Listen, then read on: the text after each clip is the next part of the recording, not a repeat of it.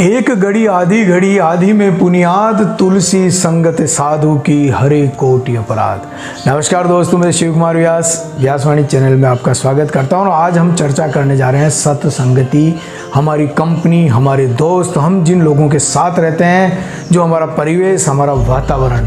तुलसीदास जी ने कहा था कि एक घड़ी, उससे भी थोड़ा सा कम समय, उससे भी थोड़ा कम समय, उससे भी थोड़ा कम समय, यानी एक पल के लिए भी यदि हम अच्छे लोगों की संगति में रहते हैं तो हमारे सारे अपराध, हमारे पाप समाप्त हो जाते हैं। पाप समाप्त होने का तात्पर्य है कि हम जीवन में उन्नति कर जाते हैं। अच्छे लोगों की संगति हमें जीवन में महान बना सकती है और वहीं बुरे लोगों की संगति हमें पतन की ओर ले जा सकती है। अच्छे लोगों की संगति से हमारी जो क्वालिटीज़ है, हमारी गुण है, हमारी प्रतिभाएं हैं, हमारा टैलेंट है, वो बाहर आ सकता है। और बुरे लोगों के साथ रहने से हमारे गुण दब जाते हैं और हम बुरे लोगों की श्रेणी में आने से हमारे विचारों का स्तर भी बहुत बुरा हो जाता है। दोस्तों, यदि पैसे वाले बनना है तो पैसे वालों की संगत में रहो, और यदि पहलवान बनना है तो पहलवानों की संगत में रहो, और यदि महान बनना है तो अच्छी किताबों की संगत में रहो, और यदि व्यक्तित्व निर्माण करना है, जीवन का निर्माण करना है तो व्यासवाणी की संगत में रहो। नमस्कार, मैं व्यासवाणी के माध्यम से लेके आता हूँ सर्वांगीण विकास के सारे आयाम, सारे पहलू, जिसे देख के वर्तमान पीढ़ी हम अपने जीवन का बहुत अच्छा निर्माण कर सकते हैं, सारे संस्कार हमारे हृदय में समाविष्ट कर सकते हैं। दोस्तों, कहते हैं हमारे माता पिता, हमारे रिश्तेदार हमें भाग्य से मिलते हैं, लेकिन हमारी संगति, हमारे दोस्तों का चयन हम खुद करते हैं। और दोस्तों का चयन करना ही हमारे जीवन का सबसे बड़ा कदम होता है कि हम प्रगति के रास्ते पे जा रहे हैं या अवनति के रास्ते पे जा रहे हैं। कहा गया है, जैसी संगति वैसी गति, अर्थात हम जिन संगति में रहते हैं हमारी जीवन की गति भी वैसी होती है। और यदि हमारी संगति अच्छी होती है तो वहाँ संवाद होता है, और विसंगति होती है तो वहाँ सिर्फ विवाद होता है। दोस्तों, कहा गया, जैसी संगत वैसी रंगत। अत्यधिक गति और बुरी संगति दोनों ही दुर्गति का कारण बनते हैं। बुरे लोगों का साथ मीठे जहर की तरह होता है, शुरू में मीठा लगता है और अंत में जानलेवा होता है। दोस्तों, हमारे विचारों का स्तर हमारी संगति से पता चलता है। और कहा गया है कि सत्संगत हरि कथा, तुलसी दुर्लभ दोई, सुत दारा और लक्ष्मी तो पापी के भी होई। बुरे लोगों का साथ मतलब आत्मघात, और अच्छे लोगों का साथ मतलब सर्वांगीण विकास। गगन चढ़ई रज पवन प्रसंगा, कीचई मिलई नीच जल संगा। मिट्टी को जब हवा का साथ मिलता है तो मिट्टी गगन, आकाश, आसमान को छू आती है, और यदि उसको पानी का साथ मिलता है तो वही मिट्टी कीचड़ बन जाती है। संगति से जहाँ मनुष्य महान बनता है तो बुरी संगति में उसका पतन भी हो जाता है। छत्रपति शिवाजी महाराज महान बने उनकी माँ की अच्छी संगति के कारण, अच्छे वातावरण के कारण। और वहीं नेपोलियन बोनापार्ट जीवन भर बिल्ली से डरता रहा, बचपन से बिल्ली से डरा तो उसकी मृत्यु का कारण भी बिल्ली रही। कुख्यात अंगुली माल डाकू महात्मा बुद्ध की संगति से साधु बन गए। वही मंथरा की संगति से कैकेयी जीवन भर बदनाम रही। और वही विभीषण ने अपनी संगति सुधारी तो वो स्वर्ण लंका पर अचल राज किया। इसलिए अच्छे लोगों की, अच्छे दोस्तों की संगति करें और उनसे सीखने का प्रयास करें। एक बहुत ही सुंदर कहानी मैं आपको सुनाने जा रहा हूँ। एक गांव था, उस गांव में एक कुख्यात चोर था और वो अपने बेटे को भी चोरी की कला में निपुण करने जा रहा था। और उसने अपने बेटे को सारी कलाएं सिखाई चोरी की। और एक बात, जब वो मर रहा था, उसके प्राण निकलने वाले थे, जीवन में कभी वो पकड़ में नहीं आया, तो अपने बेटे को अंतिम बात वो कह रहा था कि बेटे, एक बात याद रखना जीवन में कि तुम कितनी ही चोरी कर लेना, पकड़ में नहीं आओगे, मैंने सारी कलाएं सिखा दी, लेकिन एक बात स्मरण कर लेना, एक बात स्मरण ये कर लेना कि जहाँ कहीं भी मंदिर के बाहर से निकलो, यहाँ जहाँ कोई संत महात्मा कोई उपदेश दे रहे हो उसके बाहर से निकलो, या कहीं चौपाल में सत्संगत चल रही हो उसके बाहर से निकलो, तो अपने कान बंद कर लेना, अपने कानों में हाथ ठूस लेना, एक ध्वनि, एक शब्द उनका नहीं सुनना। और जिस दिन तुमने वो ध्वनि, वो शब्द सुन लोगे, उस समय आपका पतन हो जाएगा, तुम्हारा पतन हो जाएगा, तुम्हारी ये सारी कलाई नष्ट हो जाएगी। इस बात का ध्यान रखना। ये कह के चोर अपने प्राण त्याग देता है और बेटे अपने पिता की इस बात को अच्छे से स्मरण करता है। और जहाँ भी वो निकलता, कभी मंदिर के बाहर से, महाराज के कथा के बाहर से निकलता, तो अपने हाथ कान में ठूस लेता।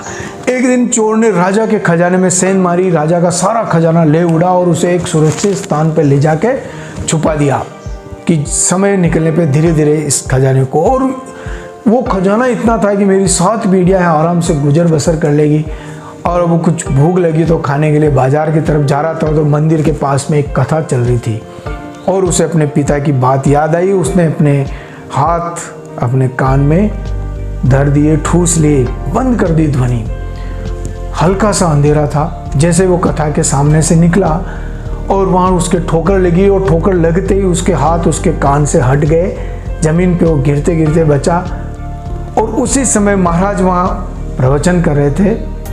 और प्रवचन क्या कर रहे थे महाराज? प्यारे भक्तों, जीवन में याद रखना, जो भूत होते हैं उनके पांव उल्टे होते हैं, अर्थात उनके पांव सीधे नहीं होते हैं। ये कथन, ये बात उस चोर के कानों में घुस गई और चोर ने तुरंत अपने हाथ अपने कानों में ठूस ले और वहां से चला गया। राजा को पता चला कि उसका खजाना लूट गया है। उसने अपने जितने भी सैनिक, बुद्धिमान, गुप्तचर थे, सबको इस मिशन पे लगा दिया कि उस चोर को ढूंढ के लाना, चोर को पकड़ना है। पूरे राज्य की सेना चारों तरफ खोज करने में लग गई और वह चोर पकड़ में आ गया और उसको काल कोठरी में डाला और भयंकर यातनाएं दी गई। लेकिन चोर ने अपना मुंह नहीं खोला। इतनी यातनाएं दी गई, इतनी यातनाएं दी गई उसको, लेकिन उस चोर ने मना कर दिया, कबूल नहीं किया कि मैंने चोरी की है। राजा और मंत्री परेशान हो गए, ये चोर यही है, लेकिन ये इतनी यातनाओं के बाद कबूल क्यों नहीं कर रहा है। राजा पेशो पेश में था। उसने मंत्री को बुलाया, कहा कि कोई दूसरा उपाय ढूंढो।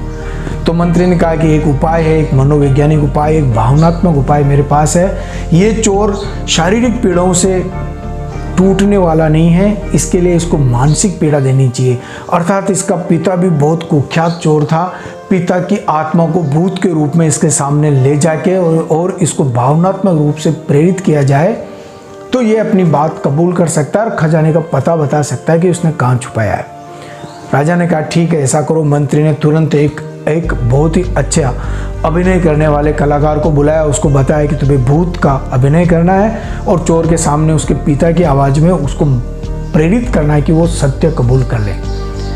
काल कोठरी अंधेरे से भरी हुई थी, उसमें थोड़ा सा उजाला किया। चोर ने देखा और उसने देखा कि मेरे पिता की आत्मा सामने आ गई है और उसके पिता उसको कहने लगे कि बेटा, तुमने ज़िंदगी की बहुत बड़ी गलती की है, तुमने राजा के खजाने को लूटा है, इसलिए सत्य स्वीकार कर लो, अपनी गलती कबूल कर लो तो राजा तुम्हें माफ़ कर देगा। इनको खजाने का पता बता दो, तुमने बहुत बड़ी गलती की है तो ये बात मान लो और राजा को सच सच बता दो, तुम्हारा जीवन बच जाएगा।